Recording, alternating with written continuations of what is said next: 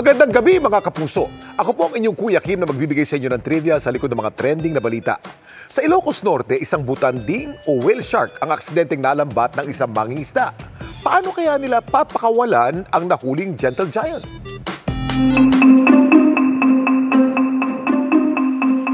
Nanlaki ang mga mata ni Marlon sa kanyang nalambat sa Pagudpod, Ilocos Norte.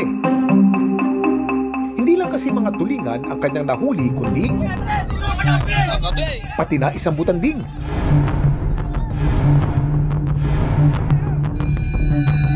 Nung malapit na po yung net na maiangat, nandun na po yung butanding na napakalaki.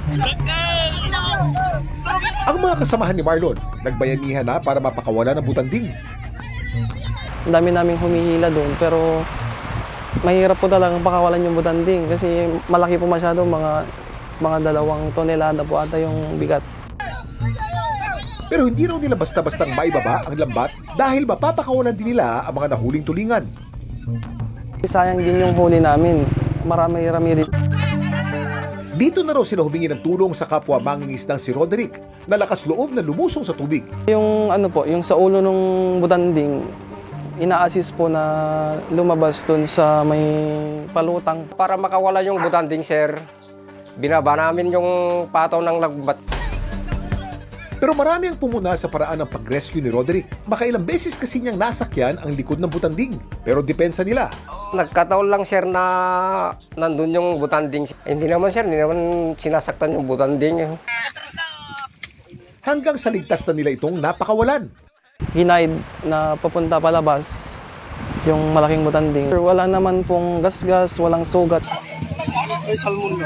Sakalang daw nila matagumpay na iangat ang mga nahuli nilang tulingan. Pero bakit nga ba sumabit sa lambat ni na Marlon ang isang napakalaking butanding? Kuya Kim, ano na? Ang mga butanding ay nabubuhay sa mga tropikal at mainit-init na karagatan sa buong mundo. Sila ay migratory. Ibig sabihin, palipat-lipat sila ng lugar depende sa panahon at sa availability ng pagkain. At kaya raw may sumabit na butanding sa lambat ni na Marlon ay dahil marami ding dilis sa dagat nung araw na yun. Marami nga daw dilis that time, which is a food of whale sharks, mga butanding. So pagka hindi siya ng mga tulingan, kaya maaring kumakain sila pareho ng same food at hinuhuli lang yung tulingan, so nahuhuli sila accidentally ng mga mangingisda. Ano naman kaya ang masasabi ni Elson sa paraan ng pag-rescue ni na Marlon? Tama ang ginawa nila, pinakawalan nila. So ang nangyari lang kasi, nagkaroon siguro ng kaguluhan, merong makikitang nasa top ng butanding na akala sinasakyan. So there's a proper way to actually guide them. So a good thing is na napakawalan naman nila na maayos at ang mga butanding ay protected species. So merong mga batas sa atin na kailangan nating itong alagaan o conserve. Ang mga butanding is very important to the Filipinos. Maliban sa nalambat na butanding sa Ilocos, isa ring higante ng karagatan ang inanod naman kamakailan sa dalampasigan ng Kulyon sa Palawan. Ano ang nangyari sa balyenang ito?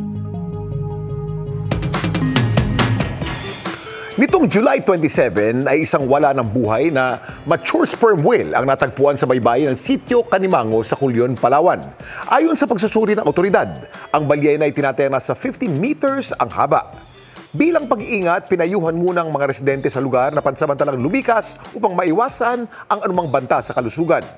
Hindi pa malinaw kung ano ang kinasawi ng balyena, pero agad din itong pinagtulungang ilibing ng mga otoridad.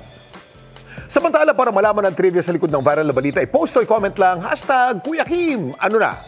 Laging tandaan, importante ang may alam. Ako po si Kuya Kim at sagot ko kayo 24 oras.